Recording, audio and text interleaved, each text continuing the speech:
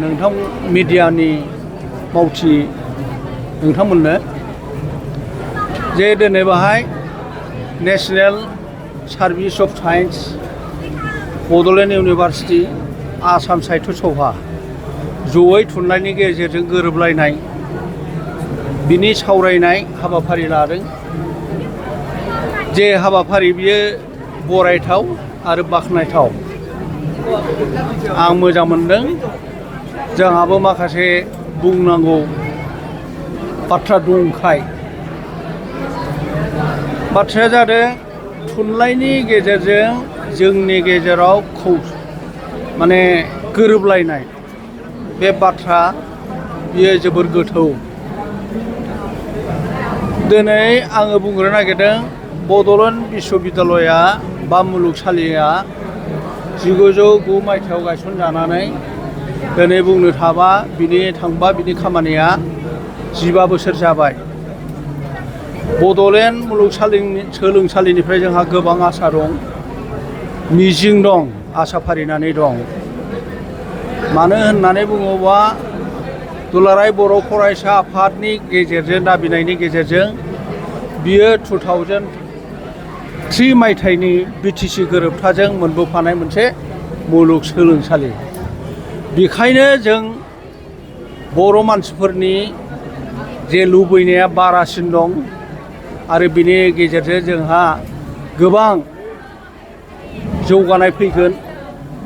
फरायनायनिफ्राय फारि लानानै खाबु खालानिफ्राय फारि लानानै जोंहा बाहाय गोबां मिजिं दङ। लोगोसे जोंनि हारिनि सिनायथि जारिमिन खालामनांगौ। बर' समाज, बर' धोरोम, बर' जारिमिन, थुनलाइनि जारिमिननि बागैबो जे जारिमिन रनसायनायनि बाथ्रा जोंनि गिदिर गोलाव सरखारफ्रा, पण्डितफ्रा बे बड'लेण्ड इउनिभार्सिटिनि गेजेरजोंनो जोंहा लामा नायनाय दङ। गुवाहाटि मुलुगसोलोंसालिनिफ्राय जेबायदि आसाम बा असमियाफ्रा जेबायदि खाबु मोनदों, जोंबो बे खाबुखौ बहाय लुबैगोन। बेवहाय मोनसे दानानै दोननाय जाखादों बड' स्टाडि सेन्टार बड'लेण्ड मुलुगसोलोंसालियाव।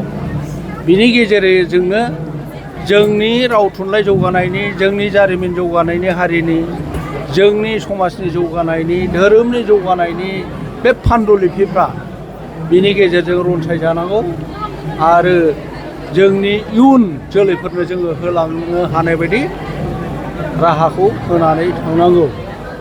जे थुनलाइनि गेजेरजों जोङो गोरोबलायनाय। आसामाव गोबां हारि माहारि दङ, सोरबा जौगानाय, सोरबा दाबो जौगायाखै। बेबायदिनो अनजिमा लानानै गोबां हारिहा गोबां अनजिमा दङ। जोंनाव गोबां हारिफोरनि गेजेरावनो अनजिमाया बाङाय जालांदों, रावफ्राबो बाङाय जालांदों। बेफोरखौ समानथाय मोनसे समान नोजोरजों नायलायनानै आसाम सरकार, भारत सरकारा जौगानायनि रांखावरि मदद बेफोरखौ नायनानै होनांगौ। बर' हारिनाव दिनै फरायसालिसिम जे थुनलाइनि मोनसे आयदा बर' रावा जाबाय आरो जोंहा 1 to 12 बिजों जाबाय। बे हिसाबै बर' थुनलाइ आफादा दाबो बायदिसिना जेंना जोंहा जोबाखै। बिजाबनिफ्राय फारि लानानै, फोरोंगिरिनिफ्राय फारि लानानै आरो फरायसालिफ्राव मावदांसाफोरखौ लानानै जोंनाव गोबां जेंना दंबावो। बे जेंनाफोरखौबो गोरोबलायनाय, अनलायनाय होननाय जिनिसा समान मोनसे जौगाफारियाव लाबोफानो हायाबा बेवहाय गोरोबलायैनि मोनसे फारागा थाबाय थायो। बेखायनो आङो आसाम साहित्य सभाया जोंनि बिदा गेदेर हिसाबै बे बिथिङाव जोंजोंबो हेफाजाब होनांगौ आरो जोंनि गोरों गोरा पण्डितफ्राबो हेफाजाब होनांगौ। बे मिजिंखौ आङो खालामदों आरो आंनि जे बिबुंथि बेवहाय आङो बुंदों। बर' थुनलाइ आफादा बेसेबा गोबावनिफ्राय बड'लेण्ड इउनिभार्सिटिखौ बिबाय थादों।